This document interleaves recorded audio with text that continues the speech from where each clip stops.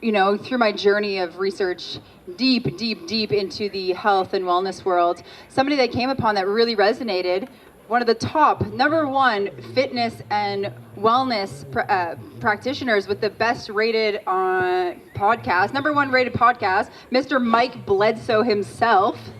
He is here. The number one rated podcaster for health and wellness is here to share some of his wisdom with us. So this is such an honor for me.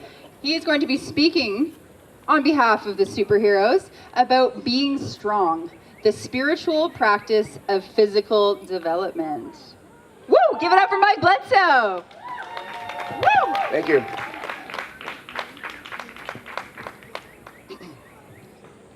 So I think a lot of times people think about being physically strong and don't really connect it to being a part of their spiritual practice. And for me, strength training is something that I discovered before I had a meaningful spiritual practice.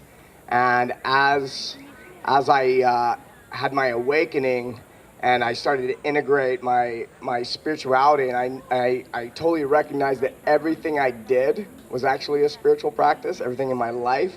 And so I started taking a lot of the things that I was doing previously, and I changed how I approached it and turned it into that.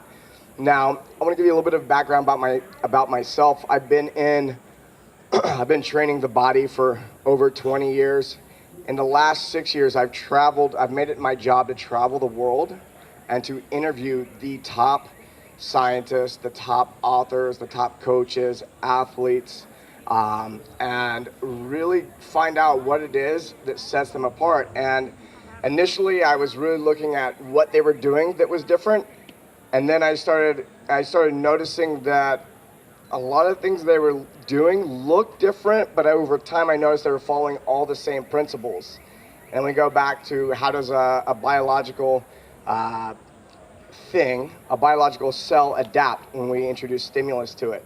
And so I started looking deeper and deeper into that.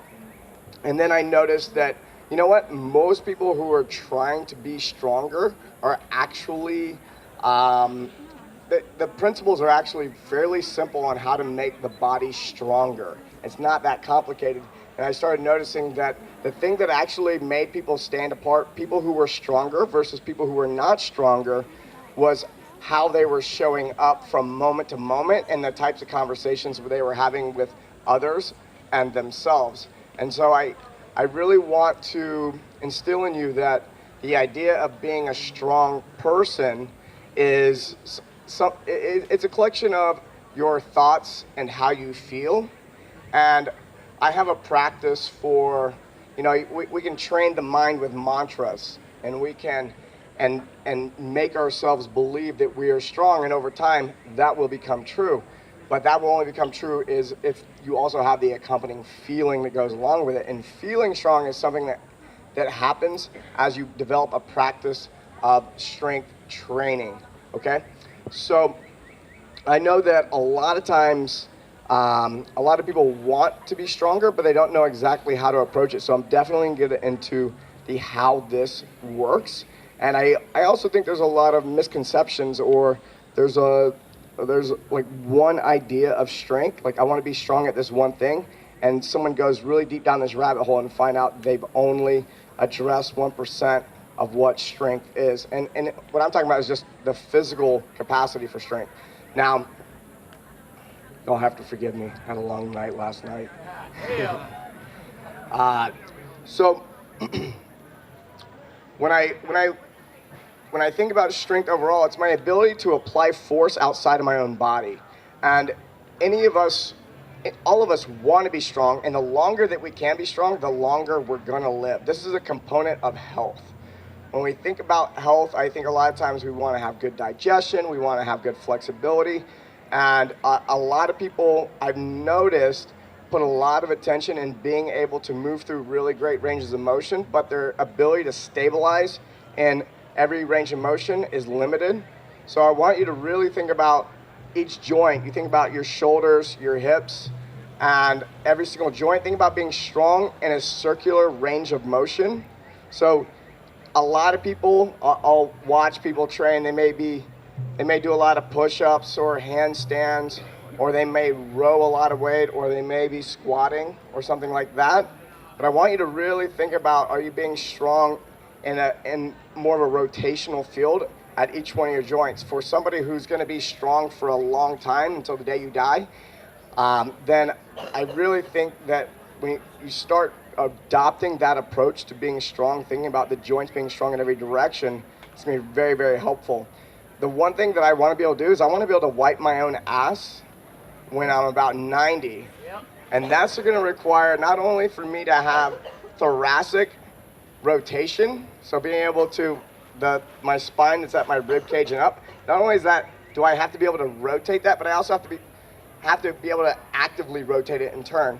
And I'd be willing to bet half the people in the crowd can't actually get a really significant range of motion at the thoracic spine. There's a lot of people that are borrowing from your lumbar spine or from somewhere else in order to make that happen. That's how slip discs happen. Now, unfortunately, the reason that your grandmother might not be able to wipe her own ass is because she doesn't have the thoracic mobility and strength to make it happen. And that's now limiting her. And now, you know, for me, I don't want to end up having to be a burden on somebody else at some point. And so the longer that we can be capable, the more we can help other people. And I was speaking earlier about being able to generate force outside of our bodies, okay? So being strong means that you can generate force and push things away, pull them in, or you can also maintain stability when force is coming in. And so you've seen people who, like someone comes to attack them or something like that, and they actually, their center of mass stays still and they can move all around it. They have an immense amount of strength in their body to make that happen. I know that when I go to Burning Man or I'm at a festival like this, a lot of times my body will last longer than other people's bodies. It's a good thing to be strong. And so I'm going to get into a few things that I think will be helpful that I've really had to consider over time. And so I think that we really need to consider cycles. So we have moon cycles and we have annual cycles. So we can think about months and years.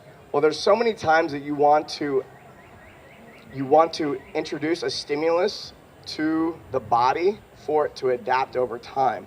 And so if you want to get stronger, there's a lot of different types of strength. So you want to be able to train your nervous system to handle more, to build the capacity of your nervous system.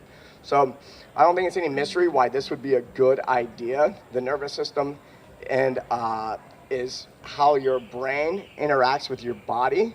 And I think we're all, we probably all subscribe to the idea that our mind is not our brain and that a lot of our hardware is actually in all of our body, and our nervous system is something that is something we really need to be taking care of.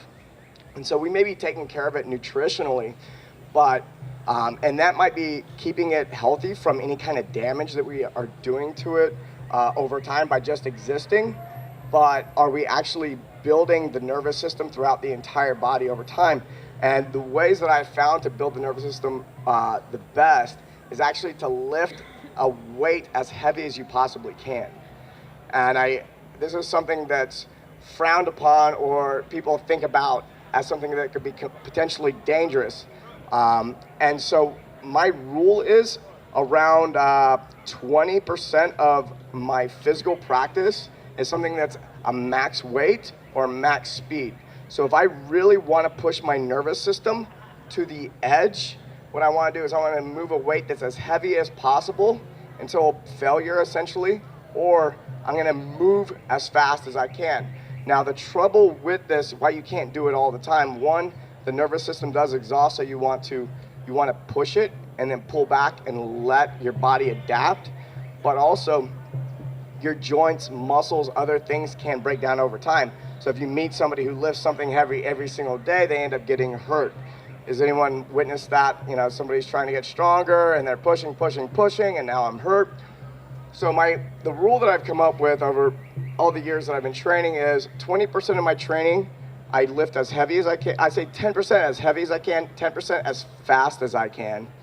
And then the other 80% of my training is therapeutic in nature. That is, I'm lifting something that's a much lighter load for a lot of repetitions, or moving my joints through a circular range of motion with a weight in hand or with my body weight. And so what I'm doing is 20% of the training is training